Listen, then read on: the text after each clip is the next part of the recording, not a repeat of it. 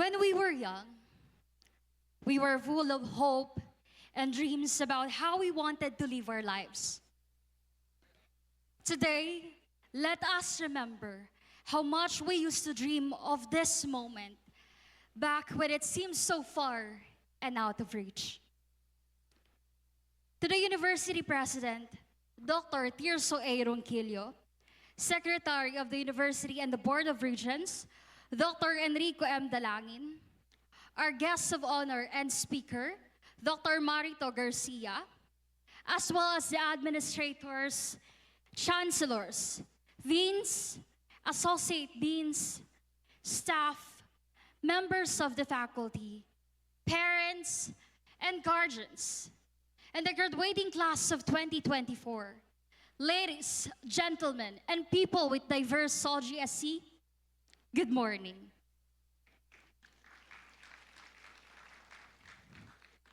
Dearest gentle graduates, if you ever wondered what would it be like if you don't give up, look around you.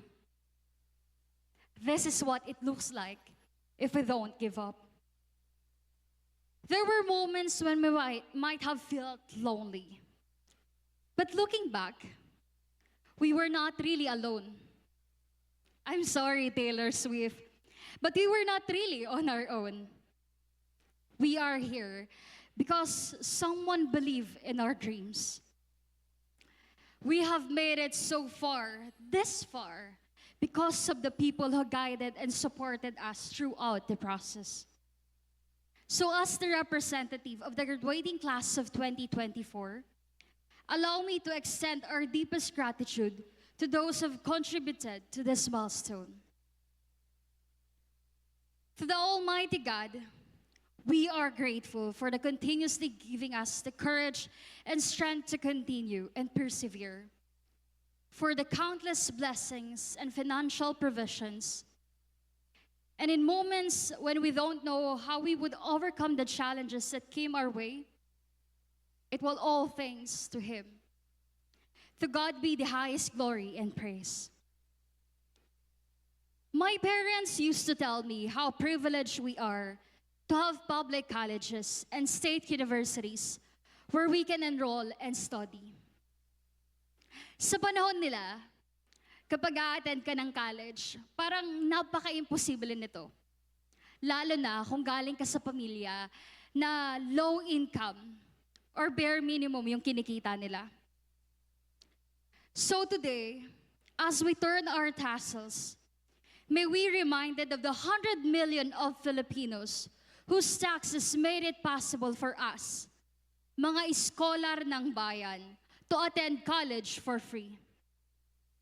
We owe our education to the people of the Philippines.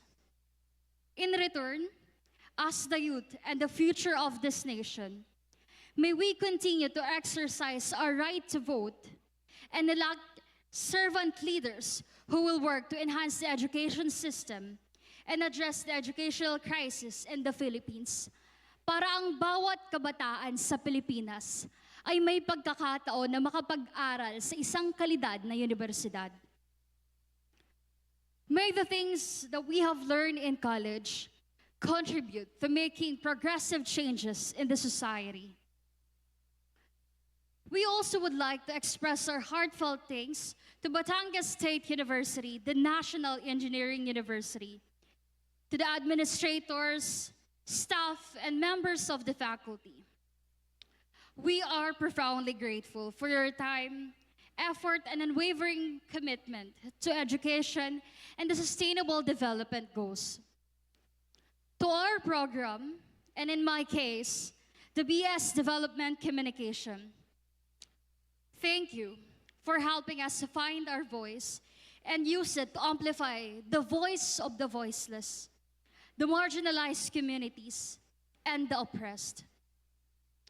We are grateful to our instructors and the stories of the communities for enlightening us about the pressing social issues that need catalysts of change to be addressed.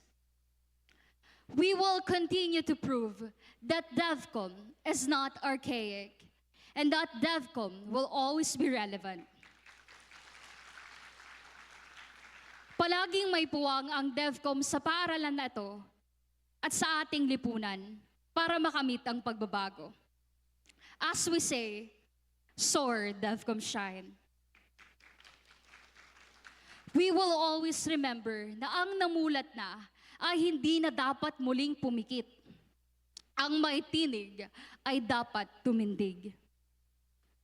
We share the university's vision of leading innovations, and we hope the administration will lead the innovation by also revising the haircut and dress code policy to create a more inclusive and enabling environment for all, ensuring equal opportunities for education and a safe learning space regardless of gender identity and expression.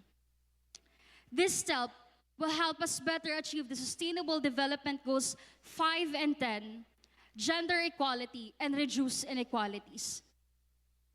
It would be a significant achievement for the university to be the first in Batangas, if not the entire Calabarzon region, to implement a gender transformative and responsive policy.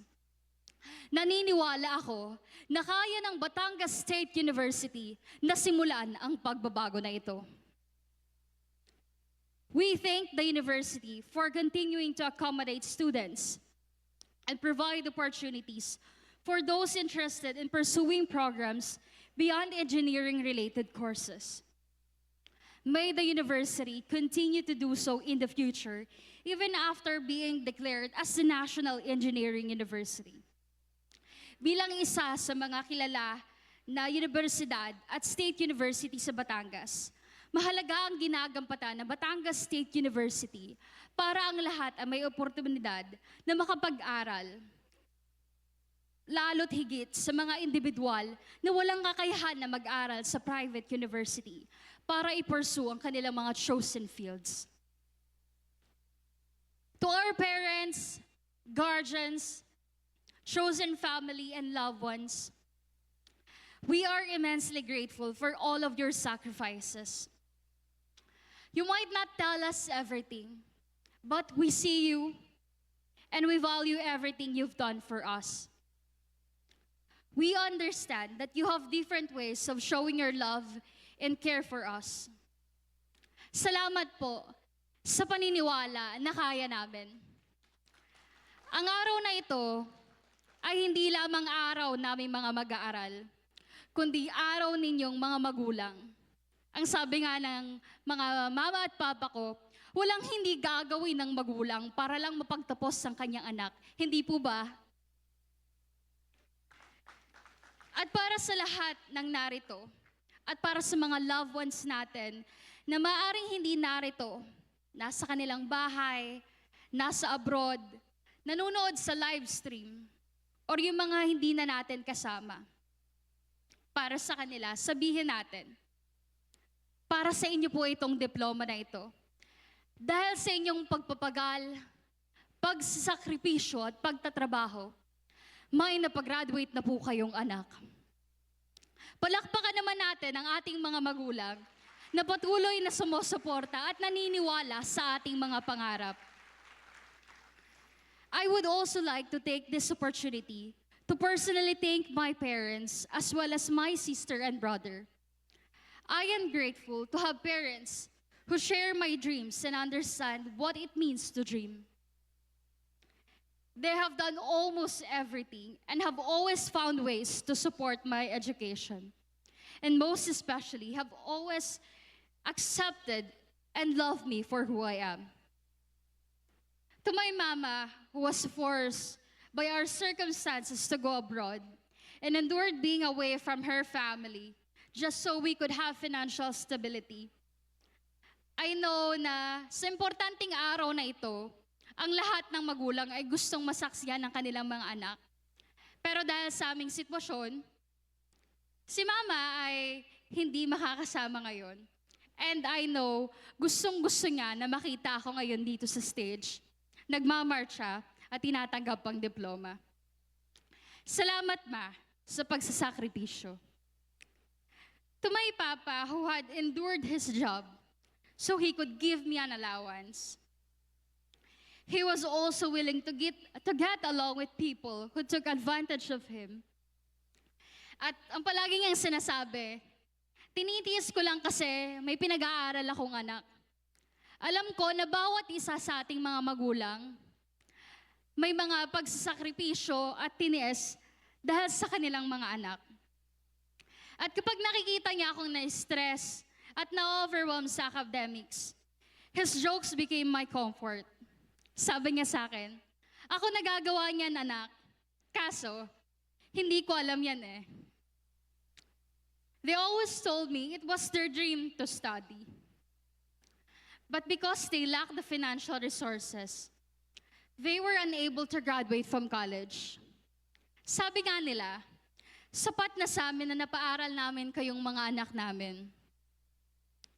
It's truly sad how poverty steals the dream of the children. To my kuya, who's always been the silent type, I know you have your own way of showing your love for us. And as I venture into adulthood, it's reassuring to know that I have a brother who will always have my back. To my bunsong kapatid, my bestie, and one of the reasons I survive, your life has been a blessing to us. Whenever I feel down, I always remember a promise I made to myself na hindi ko hahayaan na ma-experience ng aking bunsong kapatid yung lahat ng pinagdaanan naming paghihirap. To my family and loved ones, I hope I made you proud. We would also like to acknowledge the kind souls that have helped us survive up to this moment. To our dear partners, friends, blackmates, and colleagues that we met along the way, thank you for sharing your precious time with us. Personally, I would like to acknowledge my support system. To my partner, Kai, you never once doubted my abilities and skills. Salamat sa laging pagpapaalala na kaya ko. Sometimes, that's all I need to hear. Saksi ka sa lahat ng kailangan kong pagdaanan. You've seen me strive, struggle, and most importantly, survive. Of course, thank you for consoling me, for listening to my endless rants, and for staying. To my friends I met since first year college, Chels, Kimi, Grace, who also one of my thesis buddies along with my bestie MK, thank you for making online classes and college life bearable. Siyempre, yung hinihintay ng mga klase ko, sa Block 1 pataas, sa hindi malilimutang memorya, yung na-dokumento sa vlog Dagulan ni Nico, at yung mga tumatak sa isipan natin. Salamat sa suporta at pagpapalakas ng loob ng isa't isa. Sa pagpapaalala na matatapos din natin lahat ng exam, recitation, projects, at defense. Ngayon, tingnan mo, eto tayo ngayon at magtatapos na sa kolehiyo. Sa lahat ng nakilala natin sa college, we may not be able to meet often in the future. Ang joke nga ng marami, kapag tumatanda ka daw, kailangan mo ng schedule ang pakikipagkita mo sa kaibigan mo. Yung mga pagkakataon na pinagsamahan natin will always stay in our hearts. Yung mga pagkain sa night market, samji, food trip, at coffee kasi deserve nating i-treat ang sarili. Yung overnight para mag-review at gumawa ng project, pero minsan nagagawin sa kwentuhan at chikahan. Mga panahon na tumatambay sa oval or sa kalumpang. Lahat ito will remind us of how those moments allowed us to breathe for a while and made the weight less heavy to carry. To our favorite artists, be it SB19, Taylor Swift, Beanie, Cup of Joe, and other great musicians, their lyrics saved us as we sang at the top of our lungs and kept us sane. Of course, pwede pa nating makalimutang pasalamatan ng ating mga sarili. To my fellow graduates, we made it. Palakpakan naman natin ang bawat isa.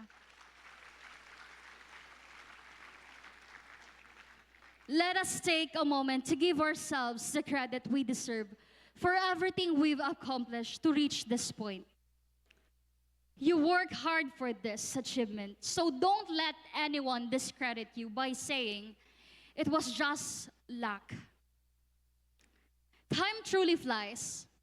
Last time we checked, all we wanted was to survive each day. And now, we made it to another. So I invite everyone to turn to the person on your left and right and say, I'm proud of you. Ayan. Hey! I am proud of every single one of you. Whether you graduated with Latin honors or not, whether you were regular or irregular student, a parent or a single parent who chose to continue studying, or a student who took a break and then returned to complete your studies. We are all aware that education is a right. Pero sa marami para sa atin, isang pribilehiyo na makapag-aral na tanging pag-aaral lang ang iniisip. Kaya para sa lahat ng working students at para sa mga umaasa sa scholarship, I am especially proud of you for making it this far. You might have pursued your programs for practical reasons or because it is your passion. Tayo lang ang nakakaalam ng ating mga storya. Maaring alam ng nakararami na si ganito, si ganyan ay nakagraduate na. Pero hindi nila alam kung paano ka bumangon. Paano ka nag-show up sa kabila ng lahat ng pagsubok. At kung ano ang iyong mga pinagdaanan. Grabe yung batch natin. Believe ako sa tibay at tatag ng bawat isa. Kung paano natin nalampasan ang Taal volcano eruption, mga bagyo at pandemic. Alam ko na isa rin kayo sa humiling at nagpray na sana wala na mangyaring kalamidad para naman maranasan naman natin na makapag-marcha na hindi natin naranasan nung senior high school. It's amazing how we try to adjust sa online class. Lalo't hindi naman lahat sa atin may stable internet connection or may maayos na device na nagamit noon. I can't even imagine kung paano tayo nakapag-adjust sa new normal. Para mas ma-appreciate natin ang araw na to, iniimbitan ko ang lahat na panandaliang pumikit at halalahanin natin ang lahat ng pinaghirapan natin. Yung mga panahon na kailangan natin uminom ng kape dahil hindi tayo dapat makatulog, dahil may exam, presentation, recitation, at defense. Yung kailangan natin i-delay or i-schedule yung breakdown natin kasi sobrang dami pa na ang dapat natin gawin. At sa mga pagkakataon na umiiyak tayo nang hindi na natin alam ang dahilan dahil pagod na rin tayong mag-isip kung ano ba talaga ang dahilan kung bakit tayo umiiyak. Salamat sa pagpa-participate. On this momentous day, some of us might feel happy, sad, overwhelmed, or even anxious. And it's okay to experience it all at once. Valid lahat ng nararamdaman natin. Hindi natin kailangan na palaging masaya. Okay lang din maging anxious sa kung ano ba ang susunod after nito. I wish I could tell you that life will become easier after graduation. But that would be a lie. Many of us, if not all, don't have powerful connections, are not nepo babies, or come from generational wealth that would make life more laid back. Kailangan natin makipagsapalaran sa buhay, maghanap ng trabaho nang hindi natin malalaman kung saan. As we step into adulthood, we face not only responsibilities and bills, but also the harsh realities of capitalism in a world that often does not favor the poor. Scary, right? Parang kailan lang, we were scared on our first day of school, worried about whether we would ever graduate from college. And yet, here we are. Now we face a new set of fears as we prepare to leave our comfort zones. and move into the next chapter of our lives. I know the path ahead will not be without its challenges, but you've got this. We've got this. What's next after college is a question most of us are trying to answer. As we say when reporting, here's the breaking news. The scary part is that we don't know what comes next or what will happen in the future. The good news, however, is that we don't know what comes next or what will happen in the future. This means that there are endless possibilities, chances, and opportunities waiting for you, waiting for us. Sa lawak ng mundo, may puwang para sa'yo. At sa mundong naghihintay para sa'yo at para sa atin, I hope you don't just strive to survive, but also to truly live. But in those days when all we can do is survive, I encourage you to live for another day. Sharing with you something I read before, na shinare din sa akin ng isa sa aking mga kaibigan. When you don't know where to go, and going right seems like nothing is right, well, going left means there's nothing left. Move forward. We are here because someone believed in our dreams. Now, we owe it to ourselves to believe in our dreams and our ability to achieve them. Sa ating future engineers, teachers, accountant, DevCom practitioners, nawa huwag niyo sukuan ang inyong mga pangarap sa kabila ng lahat ng pagsubok, pagkabigo, rejections. Gaya ng mga bata pa tayo na punong-puno ng pag-asa at pangarap, may you never lose the ability to hope and dream. May we never give up on living the life we've always wanted for ourselves and our families. May the dreams you have always dreamed of become the life you live. Hiraya Manawari. Congratulations once again to the graduating class of 2024. Thank you so much.